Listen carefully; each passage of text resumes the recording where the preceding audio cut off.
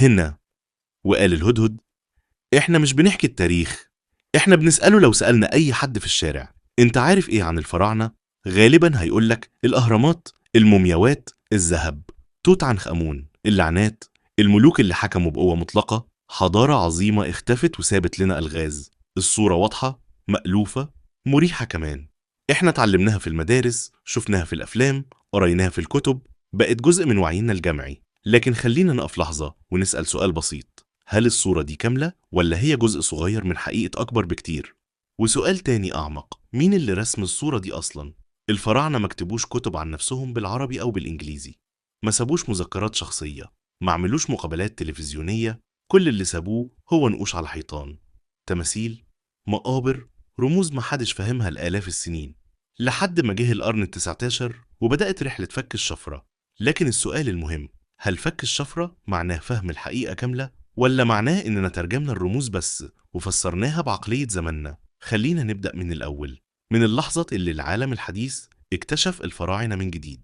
في نهاية القرن ال18 الحملة الفرنسية على مصر جابت معاها مش بس جيوش، لكن علماء، مهندسين، رسامين، ناس جت تدرس وتسجل وتفهم. وقتها مصر القديمة كانت بالنسبة لأوروبا زي كنز مدفون، حاجة غريبة، بعيدة، مليانة غموض. نابليون نفسه كان عارف إن السيطرة على مصر مش بس سياسية لكن رمزية. كان عايز يربط نفسه بالعظمة القديمة. وعلماء الحملة بدأوا يرسموا ويوثقوا كل حاجة شافوها. النتيجة كانت كتاب ضخم اسمه وصف مصر، فيه آلاف الرسومات والملاحظات. الكتاب ده بقى المرجع الأول لأوروبا كلها عن الحضارة المصرية القديمة.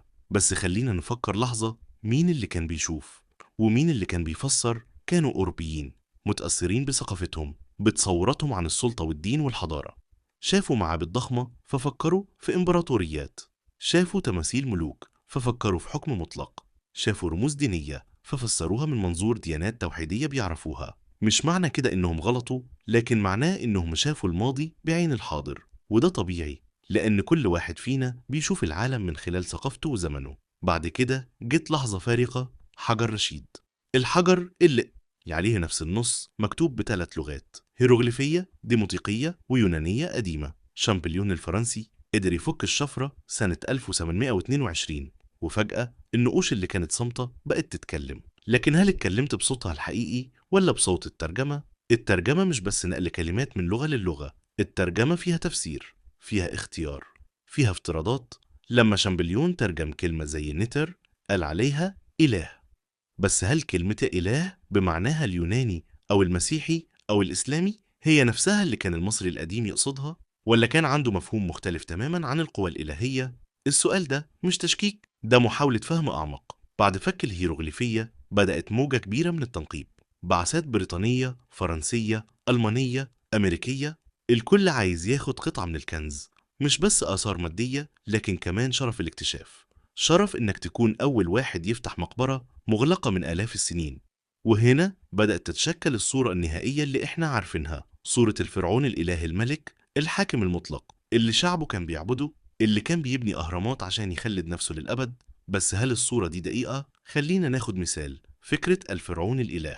في العصر الحديث إحنا متعودين على فصل السلطة الدينية عن السياسية، متعودين على فكرة الديمقراطية والحكم المدني. فلما شفنا حاكم بيتسمى ابن رع افترضنا إنه كان بيدعي الألوهية المطلقة.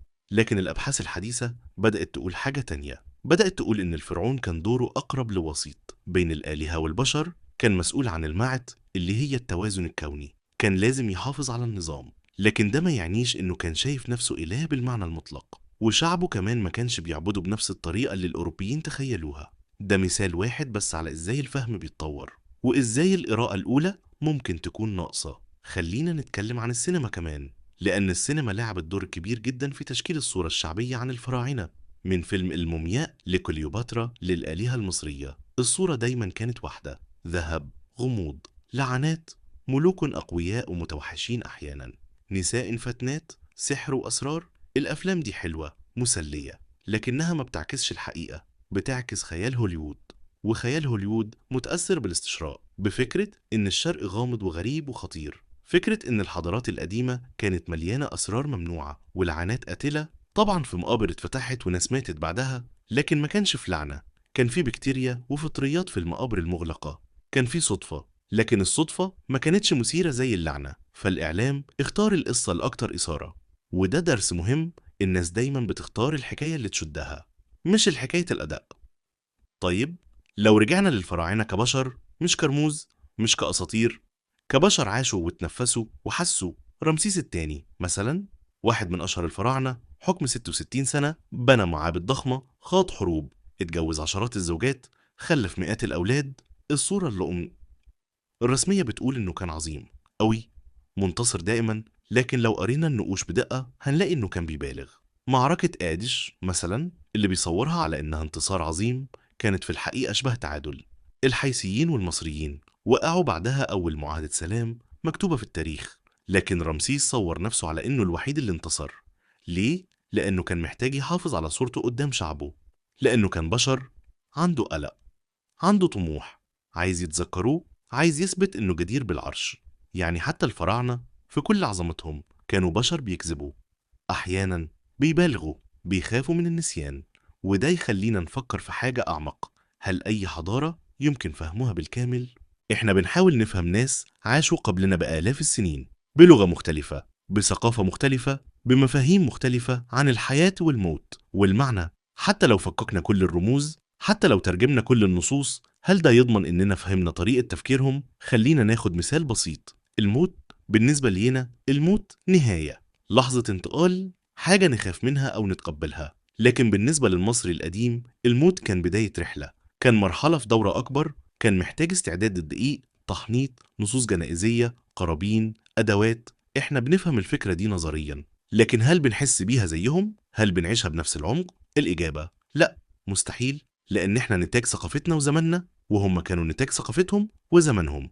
والمسافة بينا مش بس زمنية، لكن كمان وجودية. وده ما يعنيش إننا نستسلم ونقول مفيش فايدة، لأ، معناه إننا نكون متواضعين، نعترف إن فهمنا جزئي، قابل للتطور، قابل للتصحيح. في السنوات الأخيرة الأبحاث الأثرية بدأت تاخد منحنى جديد، بدأت تهتم مش بس بالملوك والمعابد، لكن بالناس العادية، العمال اللي بنوا الأهرامات، الفنانين اللي نحتوا التماثيل، الكتبة اللي سجلوا الحسابات، النساء اللي عاشوا حياة يومية بعيد عن القصور. واكتشفنا حاجات مذهلة، اكتشفنا إن العمال اللي بنوا الأهرامات ما كانوش عبيد، كانوا عمال مأجورين، كان ليهم قرى سكنية، كان بيتعالجوا لما يمرضوا، كان بيوصلهم أكل كويس، كانوا بيدفنوا بكرامة. اكتشفنا إن المرأة المصرية القديمة كان ليها حقوق قانونية، كانت تقدر تمتلك، تبيع، تشتري، تورث، تطلق، حاجات كانت مستحيلة في حضارات التانية معاصرة.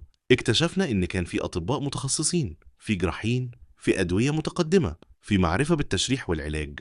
كل اكتشاف جديد بيضيف طبقة للصورة، بيخليها أغنى، أعقد، أقرب للحقيقة. لكن برضه كل اكتشاف بيفتح أسئلة جديدة. ليه بنوا الأهرامات بالظبط؟ إحنا بنقول مقابر، بس هل ده كل الحكاية؟ هل كانت رمز ديني، رمز سياسي، مشروع قومي يوحد الشعب؟ كل ده مع بعض. إزاي نقلوا الأحجار الضخمة؟ في نظريات كتير، بس لسه مفيش إجابة قاطعة. إيه اللي كانوا بيفكروا فيه لما كانوا بيرسموا على حيطان المقابر؟ هل كانوا بيرسموا اللي شافوه، ولا اللي كانوا عايزين يشوفوه، ولا اللي كانوا بيتمنوا يحصل في العالم الآخر؟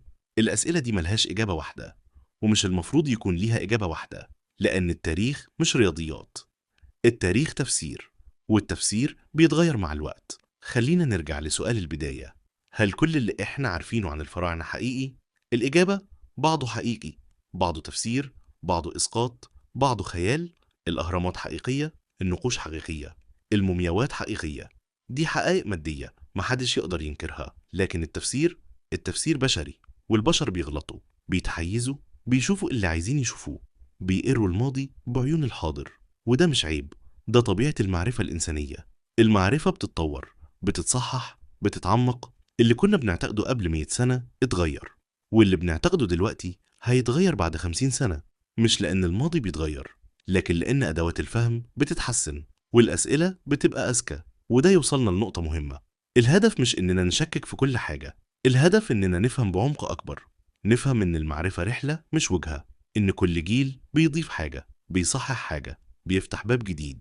الفراعنة ماتوا من آلاف السنين، لكن حضارتهم لسه عايشة، مش بس في الأهرامات والمعابد، لكن في الأسئلة اللي بتخلينا نسألها، في الفضول اللي بتولده، في الدهشة اللي بتحسسنا بيها. وطول ما إحنا بنسأل إحنا بنتعلم، طول ما إحنا مش واثقين إننا عارفين كل حاجة، إحنا منفتحين على المعرفة الجديدة. وطول ما إحنا فاكرين إن الفراعنة كانوا بشر مش آلهة ولا أساطير، إحنا هنقدر نفهمهم أحسن، لأن البشر معقدين، متناقضين، عظماء وضعفاء في نفس الوقت، بيبنوا حضارات وبيرتكبوا أخطاء، بيحلموا بالخلود وبيخافوا من النسيان زينا بالظبط. في النهاية السؤال مش هل كل اللي نعرفه عن الفراعنة حقيقي؟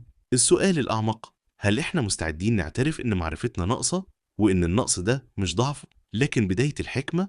لأن اللي يعتقد إنه عارف كل حاجة بيتوقف عن التعلم، واللي يعترف إنه ما يعرفش كل حاجة بيفتح باب المعرفة على مصراعيه. الفراعنة سابولنا إرث ضخم، لكن أعظم إرث هو الأسئلة اللي بيخلونا نسألها عن نفسنا، عن الحضارة، عن المعنى، عن الزمن. وطول ما الأسئلة موجودة الحضارة عايشة.